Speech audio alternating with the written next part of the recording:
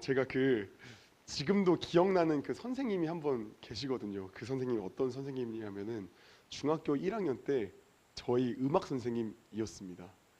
예. 아, 반대였습니다. 오히려 젊지 않으셨고, 네, 굉장히 이제 곧 은퇴를 앞두신 음악 선생님이셨고, 근데 왜 제가 이분이 기억이 남냐면은 이분은 그때까진 저희가 체벌이 있었거든요.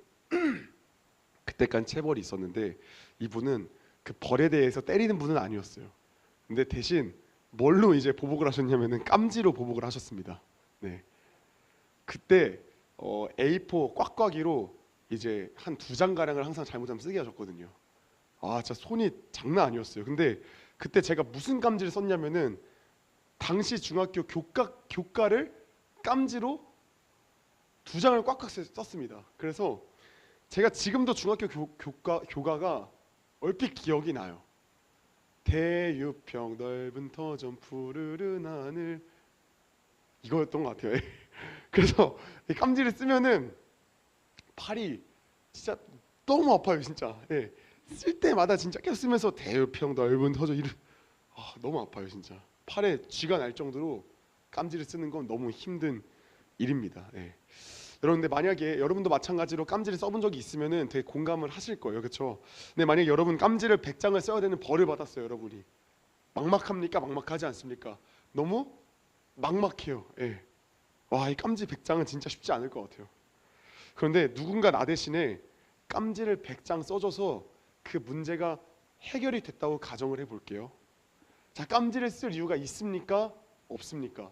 전혀 없어요. 깜지 쓸 이유는 하나도 없는 거예요. 그런데 여전히 한쪽에서 깜지를 쓰고 있는 사람의 모습을 보면은 여러분은 어떻게 생각을 하실 건가요? 안타깝다라고 생각하지 않겠습니까?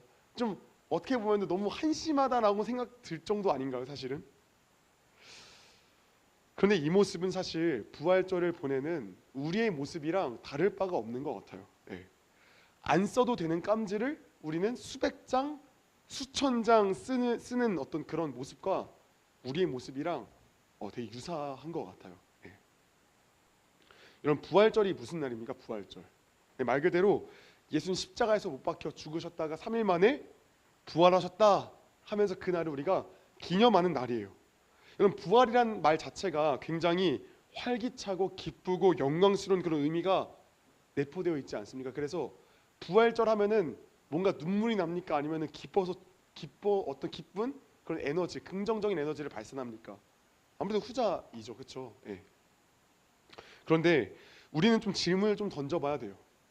예수님께서 십자가에서 죽으시고 3일 만에 부활하신 것이 뭔가 긍정적이라는 건 알겠어요. 부활절이 좋은 날이다라는 건 우리가 잘 알겠어요, 그렇죠? 그런데 구체적으로 그 날이, 이 부활절이 우리에게 무슨 유익이 있는 걸까요? 우리는 왜 이 날을 기념하는 걸까요? 우리가 흔히 구원을 이야기할 때 가장 많이 이야기하는 게 무엇입니까? 우리는 하나님과 같이 되려고 반역한 죄인이다. 우리는 지옥못에 떨어져야 하는 패역한 자들이다. 그런데 이런 우리의 죄를 예수님께서 십자가에서 담당하시고 돌아가셨다. 이 이야기를 모르는 사람이 있습니까? 없습니까? 아무도 없을 것 같아요. 교회를 사실 한 달만 다녀봐도 이 이야기는 무조건 듣는 이야기예요. 우린 너무나 잘 아는 이야기입니다. 이렇게 우리가 구원을 이야기할 때 우리는 그리스도의 십자가의 죽음까지는 잘 이야기해요.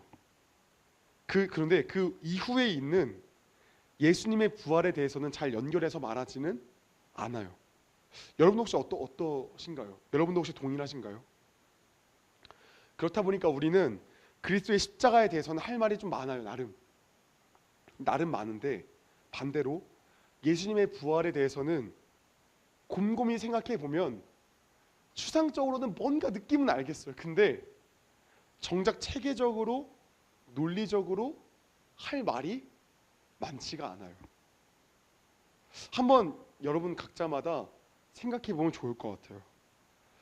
저도 이 설교를 준비하면서 생각보다 나라는 사람이 예수님의 십자가의 죽음에 대해서는 할 말이 많지만 예수님의 부활에 대해서는 할 말이 많이 없구나라는 거를 많이 느꼈어요.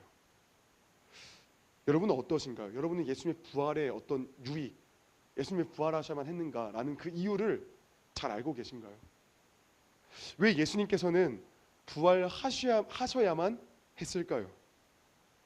오늘은 좀 여러 가지 좀 교리적인 이야기로 좀 이렇게 좀 이야기를 좀 함께 나눠보도록 할게요. 근데 유익하니까 좀 잘 들어보세요. 첫째로 우리가 십자가를 바라볼 때 예수님께서 내 죄를 대신해 돌아가셨다는 사실에 우리는 감사합니까? 감사하지 않습니까? 감사해요. 그런데 만약에 예수님이 십자가에서 그냥 딱 죽으시기만 하고 다시 살아나지 않으셨다면 어떻게 되었을까요?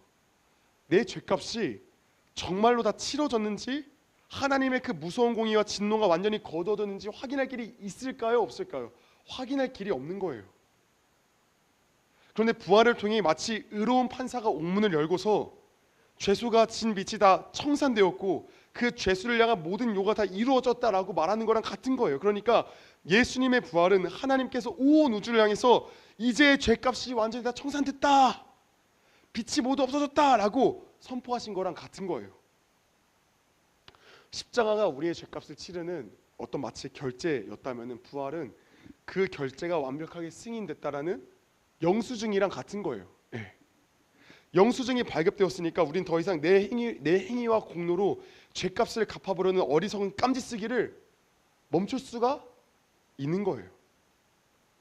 둘째로는 어떤 한 신학자가 이렇게 이야기를 했어요. 그리스도께서 다시 살아나시지 않았다면 택함 받은 모든 자가 하늘의 소망이 영원히 무덤에서 썩고 있는 거랑 같을 거다, 이렇게 이야기를 했어요. 예수의 죽음은 궁극적으로 우리에게 생명을 가져다 주기 위한 거예요. 그렇죠?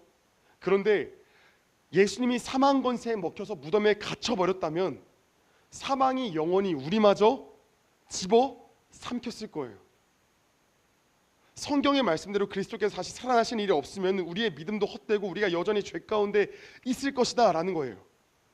부활이 없다면 십자가는 그냥 한 의로운 청년이 비참하고 억울한 죽음을 맞이한 걸로 그냥 끝나버린 거예요. 왜냐하면 죄를 이기지 못한 거잖아요. 죄의 삭은 뭐라고요? 사망이라고요. 근데 그냥 예수님이 십자가 죽으신 거에 끝났으면 죄를 이긴 겁니까? 못 이긴 겁니까? 못 이긴 거예요. 그러니까 예수님이 지금 살아나지 않는 거는 사실 아무 의미가 없는 거예요. 부활이 없으면 그냥 속된 말로 좀 안 좋은 말로 개죽음인 거예요. 그냥 개죽음인 거예요. 그러니까 예수님의 그 부활은 우리의 구원을 궁극적으로 완성하기 위함인 거예요. 자, 셋째는 우리의 인생을 이 땅에서 숨을 거두는 것으로 혹은 차가운 무덤 속에서 끝나지 않아요. 마지막 날에 우리 역시 영광스러운 몸으로 부활하게 되는 거예요. 왜요? 그걸 어떻게 알아요? 예수님이 직접 부활하신 거잖아요.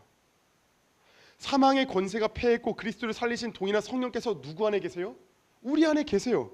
그러니까 우리 역시 뭐예요? 죽음을 깨고 부활할 수 있는 거예요. 그러니까 예수님의 부활은 이 부활을 보증하는 첫 열매가 된 거예요. 마지막으로 우리로 하여금 이 부활은 뭘 누리게 합니까? 헌 생명을 누리게 합니까? 아니면 새 생명을 누리게 합니까? 새로운 생명을 누리게 하는 거예요. 여러분, 오늘 당장 이것은 우리 삶에 직접적인 영향을 미쳐요. 여러분, 예수님이 죄와 사망의 무덤을 박차고 일어나셨는데 어떻게 우리가 날마다 죄와 무덤 안에 시체처럼 누워 있을 수 있겠습니까? 이건 마치 뭐랑 같냐면 이런 거예요. 우리가 날마다 예수님의 부활하심이 없을 때는 날마다 어떻게 살아왔어요? 그동안 날마다 우리는 깜지 쓰며 살아온 거예요. 율법의 깜지를 쓰며 살아온 거예요. 이거 지켜야 내가 살 수 있어. 이거 지켜야 내가 구원받을 수 있어. 근데 지금은 그렇게 우리가 살아갑니까? 지금은 그렇게 살아가지 않아요. 우리 안에 새 생명이 있기 때문에, 예수님이 죽으시고 부활하셨기 때문에 우리에게 그 생명이 있기 때문에 우리는 그 깜지를 쓰지 않는 거예요. 그 율법의 깜지를 쓰지 않아도 되는 거예요. 우리는 그래서 자유함을 누리며 살아가는 거예요. 예수님께서 뭐라 말씀하셨어요? 수고하고 짐진 자들아 다 누구에게로 오라? 내게로 오라. 왜요? 내가 너희를 쉬게 하리라, 안식하게 하리라 라고 말씀하셨잖아요. 그러니까 예수의 부활이 있기 때문에 우리는 새로운 생명을 누릴 수가 있는 거예요. 좀 이해가 되십니까? 여러분, 이렇게 부활은 중요한 거예요. 부활은 단순히 그냥 교리적으로 그냥 예수님이 3일 만에 죽으시고 부활하셨다라는 그런 개념이 아니라 부활은 진짜 너무나도 중요한 거예요. 생명인 거예요. 부활이 없으면 우리는 율법의 깜지를 쓰고 살아가야 되는 거예요. 그렇지만 부활이 있기 때문에 우리는 율법의 깜질을 어떻게 하면 돼요? 그냥 예수님이 찢어버리신 거예요. 율법의 깜질 쓰지 마. 너가 이 율법 다 지키려고 안 해도 돼. 왜? 내가 다 지켰어. 내가 다 지키고 내가 내 십자가 너희의 그 모든 죄를 다 감당하고 이 죄를 다 이겼어. 그래 내가 부활했어 라고 말씀하시기 때문에 부활은 중요한 거예요. 부활을 누리며 살아가면 되는 거예요. 그래서 이 부활절은 뭐 하는 날이에요? 감사하고 기뻐하는 날이에요. 여러분, 그런데 오늘날의 부활절, 사실 오늘 이게 좀 가장 주된 내용인데 오늘날의 부활절은 참 많이 퇴색되고 많이 변질되어진 것 같아요. 여러분, 먼저 우리가 한번 이 부활절의 좀 이 역사를 좀 간략하게 저는 좀 이야기를 해드릴게요. 여러분, 원래 초대교회에서는 부활절을 어떻게 지켰을 것 같나요? 부활절을 한번 생각해 보세요. 초대교회 우리가 다 맨날 우리가 이런 말 하죠. 초대교회 믿음으로 돌아가자. 초대교회 어떤 신앙으로 돌아가자. 이런 말 되게 많이 하잖아요, 그렇죠? 초대교회는 부활절을 어떻게 지켰을 것 같나요? 어떻게 누렸을 것 같나요? 사실 부활절이라는 날짜 자체가 제정된 건 맞아요.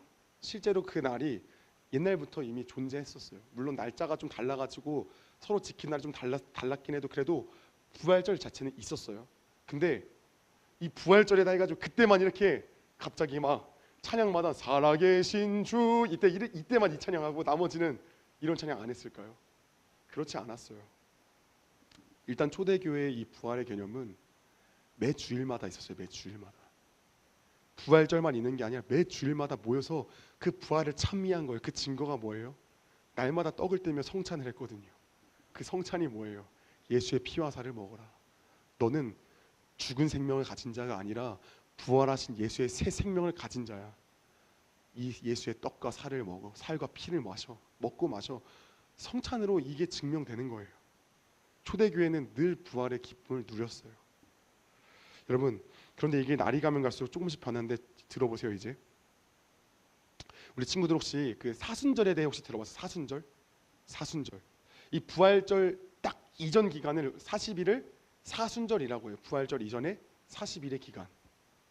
순이 10이라는 의미가 있어가지고 4 곱하기 10 하면은 몇 일이에요? 40. 그래서 사순절이에요. 네. 보통 사순절은 우리가 다 흔히들 알고 있냐면은 부활절을 기다리면서 예수님의 고난을 묵상하고 금식하는 그런 기간으로 우리가 알고 있어요. 우리 친구 다 그렇게 알고 있죠? 그렇죠? 그래서 보통 부활절 전에 일주일은 무슨 시간을 우리가 다 지내요? 고난주간이라고 우리가 부르면서 우리가 고난주간을 지켜요. 그렇죠? 교회마다 고난주간에 그럼 뭐 하면서 지낼까요? 고난주간에 금식하고 또 미디어 금식도 하고 예수님 날 위해 이런 고난 당하셨어 하면서 눈물 흘리며 슬퍼해요. 그리고 고난주간마다 부르는 찬양 어떤 찬양 불러요? 그렇죠? 어떤 찬양 부르죠? 저희 학교 수요 채플에서도 그 십자가 메들리가 있었어요. 십자가 내가 처음 볼 때에 십자가 보혈을 지나 이런 찬양이 거의 20분 동안 쭉 메들리로 이어졌어요. 교회마다 십자가에 대한 찬송이 이날은 더 울려 퍼져요. 이 시기에 만약에 막 기쁜 찬양하면은 어떤 사람이에요? 눈치 없는 사람이에요, 그 사람. 갑자기 찬양을 막 하는데 갑자기 찬양팀 리더가 자 우리 함께 일어나서 우리 기쁘다고 조션에 찬양하겠습니다 이러면은 어떤 사람이에요, 그 사람? 이상한 사람이에요. 또 맛있는 음식을 먹으면서 SNS에 자랑하면은 교회 사람들이 그 SNS를 보면 어떻게 반응해요? 야, 얘는 고난 주간에 맞냐 이게? 또 고난 주간에 갑자기 나이키 어떤 이쁜 뭐 패딩 같은 거 샀어요. 딱 이뻐가 딱 찍어서 올렸어. 새 옷 올렸는데 딱 그걸 보는 지체들 다 어떻게 생각해요? 예수님 고난 주간에 뭐 하는 거야 지금? 예수님이 지금 우리를 위해 지금 죽으러 가시는데 뭐 하는 거야 지금? 이렇게 고난 주간에는 참 많이 예수님의 고난에 더욱 적극적으로 동참하려고 몸부림을 쳐요. 그런데 여러분, 우리는 돌아봐야 돼요. 이게 맞는 건가? 이게 예수의 부활을 누리는 건가? 우린 이거를 돌아봐야 돼요. 네. 여러분, 다시금 또 시간을 거슬러서 초대교회로 가보면은 이 기간의 풍경과 목적은 우리가 아는 거랑 너무 달랐어요. 사실 초대교회 시절에 부활절을 앞두고 원래 행해지던 그 40일 있잖아요. 그거 그게 원래 뭐냐면은 금식한 날짜였어요. 금식하는 날짜. 그러니까 40일을 금식하는 거예요. 근데 왜 40일을 금식했던 것 같아요? 왜 40일을 금식했던 것 같아요? 사실 이날은 부활절을 준비하는 기간, 그게 의미가 아니에요. 원래 이건 뭐냐면은 세례를 받는 자들 있잖아요. 세례 받는 자들이 세례를 받기 전에 그걸 위한 준비로 했던 금식 기간이었어요. 원래는 그게 유래예요. 그럼 여러분 우리가 이렇게 생각할 수 있을 것 같아요. 아, 너무 그거 공로주의적인 거 아니에요? 아, 세례 받는 것도 기쁨인데 왜 그렇게 이런 개념이 아니에요. 그 당시 왜냐면은 여러분 원래 우리가 오늘날에 세례 받는 거 교육 얼마나 받아요? 짧게는 몇 주? 짧게는 2주. 길게는 뭐 8주 뭐 이 정도. 그렇죠? 근데 초대교회 때 세례 교육 얼마나 행했냐면은 3년이에요. 3년 받았어요. 3년의 기간 동안 이 사람이 정말 회심한 자가 맞는가라는 거를 철저히 검증하고 철저히 한 다음에 그 다음에 세례를 한 거예요. 그러니까 세례의 분위기가 오늘날 우리랑 같아요, 달라요? 너무 달라요. 그러니까 그 40일은 내가 정말로 이제는 예수님의 구원받는 자로서 이제 내가 나아가는 어떤 준비 과정인 거예요. 그래서 그때는 온 교회가 함께 그 세례 받는 자들을 위해서 같이 금식하면서 같이 기도하는 날짜였던 거예요. 그래서 원래는 동방에서는 원래 40일 기간에 원래 그 주연절이라고 주가 나타나는 날 성탄절 있잖아요. 그게 우리랑 날짜가 달라서 12월 5일, 25일이 아니라 1월 6일이었어요. 그래서 1월 6일부터 40일을 쭉 이어서 가는 거예요. 여러분 그러면은 1월 6일부터 40일을 쭉 가면은 부활절 4월이니까 이 1월 6일부터 40일 쭉 가면은 보통 언제 끝나요 이게? 2월 한 중순이면 끝나요. 그러니까 부활절이랑 관계가 있는 거예요, 없는 거예요? 관계가 없는 거예요. 근데 이게 나중에 어떻게 되냐면은 다른 어떤 그 로마 교회랑 이게 같이 합쳐져 가지고 부활절 직전에 짧게는 하루에서 길게는 일주일 정도로 금식하는 걸로 시작해서 나중에는 이게 40일을 같이 우리가 여기에 동참하자라고 이게 바뀌어진 거예요. 자, 그리고 나서 중세 시대로 돌아와서 순수했던 어떤 세례 준비용 금식이 변질되어져서 이게 어떻게 됐냐면은 중세 시대 때부터 인간의 행위와 공로를 쌓고 죄를 씻어보려는 금욕주의적인 어떤 율법적 규례로 변질되고 만 거예요. 이게 사순절이라는 게 원래는 세례 받는 사람들을 위한 준비 목적이었어요. 원래는 이게. 근데 변질돼서 어떻게 됐다고요? 예수의 고난에 동참하자라고 변질된 거예요. 예수의 고난에 우리가 조금 뭔가 보태보자라고 변질된 거예요. 언제부터? 중세 때부터. 그래서 여기에 고난 묵상이라는 의미가 덧붙여지면서 원래 은혜로운 의미는 완전히 없어진 거예요. 원래는 뭐라고요? 원래 의미는 예수 믿는 것에 대한 어떤 처절한 어떤 모습을 보여주는 거예요. 항상 이미지로 보여줬던 거예요. 그들의 어떤 신앙의 어떤 결단, 그들이 예수 믿는 어떤 그 은혜에 대한 어떤 그 모습들이 보여진 거예요. 달라요. 좀 행위 중에 좀 달라요, 그게. 근데 중세 때부터 바뀌어진 거예요. 여러분, 종교 개혁자들은 그래서 이런 사순절을 좋아했을까요? 싫어했을까요? 너무 싫어했어요. 형식주의적인 거 너무 싫어했어요. 아니 우리가 지금 구원받은 거 지금 감사한 건데 이거 뭐 하는 거냐 지금. 우리가 인간의 공로는 0인데 왜 이 사순절을 통해서 왜 고행을 통해서 인간이 왜 그 공로에 하나라도 더 보태려고 하냐라고 하는 게 종교개혁 사람들의 마인드였어요. 그래서 그들은 성경적 근거가 부족하고 변질된 로마 카톨릭의 이 사순절 전통을 완전히 거부했단 말이에요. 그래서 여러분 원래 사실 우리가 속한 우리가 이 합동이라 하거든요. 대한예수교 장로회 합동을 우리가 다니는 이 교회를 합동측이라고 하는데 합동교단에서는 총회에서 이미 1990년도에 사순절 용어를 아예 금지했어요. 사순절 사용하지 마라라고 아예 결의했단 말이에요. 사순절 지키지 않는 거는 잘못된 거다. 사순절 지키지 않는 거 당연한 거다. 그러니까 지키지 마라라고 우리가 이미 결의했단 말이에요. 그런데 오늘날 수많은 기독교인들이 어떻게 행해요? 사순절을 우리가 날마다 지켜야 된다라고 말을 하고 있는 거예요. 여러분 이게 바른 겁니까? 바르지 않는 겁니까? 이거 지금 뭐 하는 거예요? 이거 지금 깜지 쓰고 있는 거예요.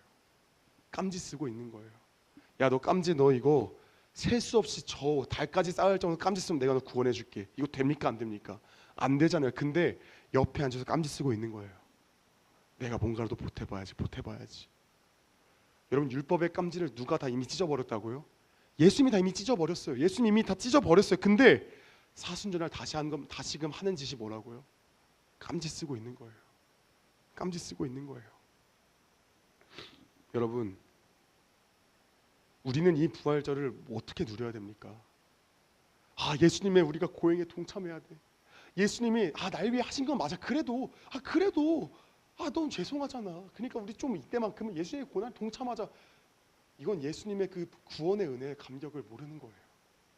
그걸 아예 모르는 거예요. 여러분, 오히려 이 날은 우리가 어떻게 해야 됩니까?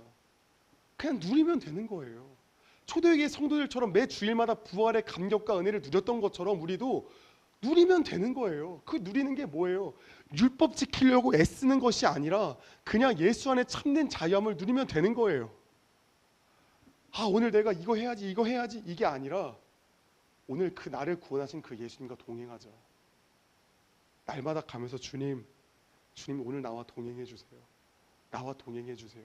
학교를 가서도 내가 뭔가 오늘 막 큐티 해가지고 막 적용하려고 오늘 고난 주간이니까 애들한테 예수님 복음 전해야지 이게 아니라 오늘 말씀을 읽으면서 나를 이렇게 사랑하시네. 나를 이렇게 사랑하시네. 근데 옆에는 세상에 쪄들어가지고 완전 죽어가는 거예요. 얘를 보면 불쌍한 마음이 들어요, 안 들어요? 들잖아요. 나는 오늘 아침에 말씀을 보면서 나는 세상 정말 비교할 거 없는 쓰레기 같은 존재인데 그런 나를 예수님 사랑하신다고 하시네. 너무 감사하다. 근데 옆에는 나는 공부 못해. 나 어떻게 살아? 절망하고 있어. 불쌍해 안 불쌍해? 불쌍하잖아요. 그러니까 예수님의 받은 은혜가 어떻게 흘러갈 수밖에 없는 거예요. 이게 뭐 하는 거예요? 이게 예수를 누리는 거잖아요. 여러분, 부활절은 그래서 그냥 누리시면 되는 거예요. 예수를 철저히 받고 그냥 누리시면 되는 거예요. 내가 뭔가 옆에서 뭔가 껴들으려고 깜지 쓰고 앉아있는 게 아니라 그 깜지를 찢으신 그 예수님의 은혜를 찬미하며 우리는 그분 앞에 감사하며 나아가면 되는 거예요. 사랑하는 여러분, 어떻게 우린 나아가고 있습니까? 우리는 날마다 깜지 쓰고 있습니까? 아니면은 그 깜지를 찢으신 우리 예수님과 동행하며 살아가고 계십니까? 사랑하는 여러분, 우리가 날마다 행하는 것들 가운데서 우리는 참으로 인간이 죄되어서 날마다 우리는 뭘 하냐면은 내 행위를 조금이라도 갖다 붙이려고 해요. 조금이라도 이 구원에 100% 예수님의 그 은혜에 진짜 0.0001%라도 내 행위를 좀 첨가하려고 우리는 몸부림쳐요. 왜요? 이 뼛속까지 죄성의 DNA가 있거든요. 그 DNA가 뭐예요? 내가 하나님 되었다는 착각이라는 그 DNA 이게 너무 가득해서 우린 날마다 행위 중심적으로 날마다 삶을 살아가는 거예요. 여러분, 행위 중심적으로 삶을 살아가니까 자유함이 있습니까? 없습니까? 자유함이 하나도 없어요. 날마다 내 행위에 정죄받고 내 행위가 뭔가 대단한 것 같으면 그날은 좀 기분 좋고, 중심이 뭐예요? 내 행위가 중심인 거예요. 내가 했다 안 했다가 중심인 거예요. 이거 안타까운 거예요? 안 안타까운 거예요? 너무 안타까운 거잖아요. 내가 오늘 깜지를 얼마나 썼네 안 썼네. 쓴 날은 기분 좋고 못 쓴 날은 기분 안 좋고. 여러분, 예수님은 이미 그 깜지 찢어버리셨다니까요. 여러분의 행위로 말미암아 구원한 게 아니라니까요. 여러분, 에베소서 2장 8절에서 9절 말씀에 뭐라 기록되어져 있습니까? 너희는 그 은혜에 의하여 믿음으로 말미암아 구원을 받았으니 이것은 행위에서 난 것이 아니요, 뭐라고요? 하나님의 선물이라. 행위에서 나지 아니하니 하나님의 선물이라. 행위에서 난 게 아니라니까요. 하나님의 선물이에요. 여러분, 날마다 우리는 그 예수님과 동행하지 않으면 우리 날마다 어떻게 살아갈 것 같아요? 아까도 말했지만 인간의 죄성은 다시 깜지 쓸어 간다니까요. 너무 당연하게 깜지 쓸어 간다니까요. 머리로는 알아요. 머리로는 예수 100% 공로 알아요. 근데 이 마음 깊이 뿜어져 나오는 이 행위의 죄성은 끊임없이 우리 삶의 모든 영역을 장악하려고 몸부림친다니까요. 예수님과 동행하지 않으면 여러분, 이 행위는 끊임없이 나와서 나도 모르는 사이에 행위로 장악되어져요. 그래서 행위로 말미암아 멸망당해요. 여러분, 예수님과 동행해야 됩니다. 우린 날마다 나를 찾아오시는 그 예수님과 날마다 손붙잡고 나아가면 되는 거예요. 그 예수를 누리면 되는 거예요. 여러분, 그 예수와 날마다 말씀을 가지고 누리면 되는 거예요. 여러분, 얼마나 간단해요. 그냥 말씀을 좀 일단 피면 되는 거예요. 네? 그 말씀을 일단 좀 피면 되는 거예요. 이건 쉽잖아요. 사실 이게 어렵습니까? 나가서 모르는 사람 전도하고 오는 게 쉬워요? 말씀을 그냥 펴는 게 쉬워요? 나가서 모르는 사람한테 내가 어떤 선행의 공로를 쌓는 게 쉬워요? 아니면 그냥 말씀을 펴는 게 쉬워요? 이거는 그냥 누구나 다 할 수 있는 거잖아요. 누구나 다 가능한 거잖아요. 이거부터 시작하시면 돼요. 그리고 그 예수님을 누리시면 돼요. 내 죄인됨을 고백하면서 예수님 좀 도와주세요. 좀 동행할 수 있도록 도와주세요. 행위 중심적이 너무 강해요, 주님. 그러니까 제발 좀 은혜를 좀 알 수 있도록 도와주세요. 말씀을 좀 비춰주세요라고 기도하시면 돼요. 그러면 예수님이 말씀을 통해서 여러분 가운데에 은혜 주실 거예요. 그렇다고 또 하루만 딱 해놓고 아씨 안 되네 덮는 게 이게 아니라 날마다 그 예수님 바라보시면서 말씀 펴시고 기도하시며 주님 도와주세요. 주님 도와주세요. 은혜를 주세요. 주님. 누리시면 돼요. 사랑하는 여러분, 부활절에 행위로 말미암아 좌절하고 넘어지는 율법에 깜지 쓰는 것이 아니라 율법의 깜지를 찢으신 우리 예수님과 동행하는 우리 모든 세비전의 중고등부 지체 되시기를 예수님의 이름으로 축원합니다.